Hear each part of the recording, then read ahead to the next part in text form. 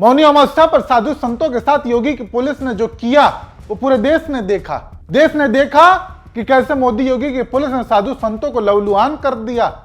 स्नान करने आए संतों को सरेआम पीटा गया, उनकी शिखाएं नोची गई, उन्हें घसीटा गया। इतना ही नहीं, सनातन धर्म में सबसे मान्य शंकराचार्य की जान लेने की साजिश तक रची गई और यह आरोप खुद शंकराचार्य ने लगाए हैं। तस्वीरें चीख चीख कर गवाही दे रही हैं कि कैसे बूढ़े बुजुर्ग संतों को किसी गुंडे मवालियों की तरह घसीटा गया। ऐसे में हिंदुओं के वोट से सत्ता पाने वाली बीजेपी की सरकार ने साधु संतों के साथ जो किया, उसके बाद अब लड़ाई आर पार की होने जा रही है। हिंदू अपने स्वाभिमान की लड़ाई के लिए दिल्ली कूच करने जा रहा है। मोदी की सरकार हिलने तक की नौबत आ गई है और इस बात का ऐलान खुद शंकराचार्य ने किया है। यानी कि अब वो दिन दूर नहीं जब दिल्ली की सड़कों पर सनातनी हिंदुओं का सैलाब देखने को मिलेगा। स्क्रीन पर दिख रही इस खबर को ध्यान से देखिए। शंकराचार्य अभिमुक्तेश्वरानंद का साफ कहना है कि हमें सभी संतों ऋषियों का पूरा समर्थन है। हम सभी संत एक हैं। हम दिल्ली कूच करने जा रहे हैं। आने वाले 10 मार्च को हम साधुओं के साथ दिल्ली आएंगे। हम अभी इसलिए एकत्रित नहीं हो रहे हैं क्योंकि माघ मेले का माहौल बिगड़ सकता है। यानी माघ मेले को ध्यान में रखते हुए शंकराचार्य ने साधु संतों के साथ मिलकर फैसला लिया है कि वो आने वाले मार्च के महीने में 10 तारीख को दिल्ली पहुंचेंगे। यानी अब वो दिन दूर नहीं जब दिल्ली की सड़कों पर साधु संतों का एक सैलाब देखने को मिलेगा। और यही नहीं, शंकराचार्य ने मीडिया वालों से बात करते हुए जो सबूत दिखाए वो और भी हैरान कर देने वाले थे। उन्होंने दरिंदगी की वो तस्वीर दिखाई जो एक 14 साल के बालक के साथ हुई।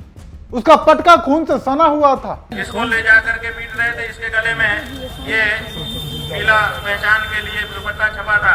आप देखिए, इसमें इसके नाक से खून बहने लग गया। इतना मारा इसको, वो इसमें दर्ज है। ये क्या है? हमारे कुल 35 लोगों को इन्होंने पकड़ लिया और उसके बाद हम पूरी तरह से अकेले हो गए। जब हम पूरी तरह से अकेले हो गए, यहीं से समझ में आता है कि आखिर अकेला क्यों करना चाहते थे। इन्होंने अकेला कर दिया हमको कहते थे नीचे उतरो। हम नीचे नहीं उतर रहे थे। हम जान रहे थे कि अगर हम भीड़ में गए तो मार दिए जाएंगे, तो हम नीचे नहीं उतरे, बैठे रहे। इन्होंने फिर माइक से तरह तरह के प्रवाद कहने शुरू किए, तरह तरह की बात कहनी शुरू की। आप लोगों में बहुत से लोगों ने उसको कई बार रिकॉर्ड किया। हमको उत्तेजित कर रहे थे कि ये उत्तेजित होके कूदे और कूदते ही हम लोग जो करना है हमको कर दे। हम उत्तेजना में नहीं आए। 14 साल का वो बालक शिक्षा के लिए शंकराचार्य के पास आया था, लेकिन पुलिस ने उसे इतना पीटा कि उसका पहना हुआ पटका खून से लहूलुहान हो गया। और केवल बालक ही नहीं, बुजुर्ग तक को पुलिस ने नहीं छोड़ा। ये इनकी उम्र है लाठी खाने की। बहुत बुरी तरह दाढ़ी थोड़ी मारी, जूता से मारा गया। जूता से कुचला है।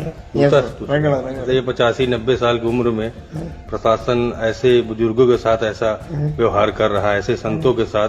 हम सब अगर वो एक माता राम नहीं होती तो वो तो और जूता यहाँ मार देता तो मर ही जाते। हम मार देते तो मर जाते। अत्यंत दुखद। ये योगी जी की सरकार में साधु संतों का ये हाल होगा और कोई सरकार होगी तो उसकी तो बात ही नहीं। बूढ़े ब्राह्मण गंगा जी की पावन नगरी में ये काम हो रहा है। इस पावन नगरी में ये हो रहा है। बाबा जी आराम हो जाएगा, परेशान मत होइए। ऐसी तकलीफ हुई है कि ये आज जो प्रयागराज में शंकराचार्य जी के साथ घटना हुई, पानी मिला ना भोजन। सुबह 5 बजे से ना इनको पानी मिला है ना भोजन। तकलीफ में तड़पते रहे और तड़प रहे हैं। सुना आपने कैसे सत्ता के नशे में चूर योगी की पुलिस ने इंसानियत की सारी हदें पार कर दी। एक बेहद बुजुर्ग और लाचार व्यक्ति को जूतों तले रौंदा गया। सोचिए, कानून के रखवाले खुद हैवान बनकर उस बुजुर्ग पर टूट पड़े। और हाँ, यही नहीं, इनकी तो और भी बड़ी प्लानिंग थी जिसका खुलासा खुद शंकराचार्य ने किया है। आज इनका योजना थी, जैसा कि हमारे लोग बता रहे हैं कि ये हमको पहले पालकी से नीचे उतारते, उसके बाद भगदड़ कराते, क्योंकि इनके बहुत सारे पुलिस वाले शादी वर्दी में इकट्ठा हो चुके थे, सैकड़ों दिख रहा था। उनके पिस्टल से पता चलता है कि ये पुलिस वाले हैं। तो ये वहाँ पर भगदड़ कराते, हमको मार डालते और एक आध दो को और मारते और कहते भगदड़ में हो गया, शंकराचार्य की गलती है। ये बेहद ही गंभीर आरोप है कि सीएम योगी इस बात का बदला ले रहे हैं कि उन्हें महाकुंभ में हुई मौतों का जिम्मेदार बता दिया तो उसके चलते शंकराचार्य को मारने की साजिश रची गई। वाकई ये जांच का विषय है। और हाँ, इस दौरान शंकराचार्य ने इशारों में एक बड़ी बात बोल दी, वो भी उनके लिए जो उनसे शंकराचार्य होने का सर्टिफिकेट मांग रहे थे। ये प्रशासन तय करेगा कि हम शंकराचार्य हैं कि नहीं है। उत्तर प्रदेश का मुख्यमंत्री तय करेगा कि भारत का राष्ट्रपति तय करेगा। भारत के राष्ट्रपति को भी अधिकार नहीं है कि वो तय करे कि कौन शंकराचार्य है। शंकराचार्य का निर्णय शंकराचार्य करते हैं। शंकराचार्य ने चेतावनी देते हुए कहा कि ये होते कौन है हमसे शंकराचार्य का सर्टिफिकेट मांगने वाले। हालांकि इस दौरान वो योगी के संत होने वाली बयानबाजी पर भी खूब भड़के। महाराज जी, जिस प्रदेश के मुखिया संत हैं और उनके राज का पाठ में संतों का अपमान। खबरदार, हमारे सामने संत न कहना। ये संत होता है जिसके राज में गौ हत्या बंद होती है, गौ माता का मांस निर्यात होता है। ये संत होता है जो यहाँ शंकराचार्य को स्नान से रुकवा देता है। ये संत की पुलिस है जो दंडी सन्यासियों, ब्रह्मचारियों और माताओं को मारती पीटती है कैंप के अंदर ले जा करके। संत है। वाकई सत्ता में बैठे व्यक्ति को संत कहना बिल्कुल भी उचित नहीं है।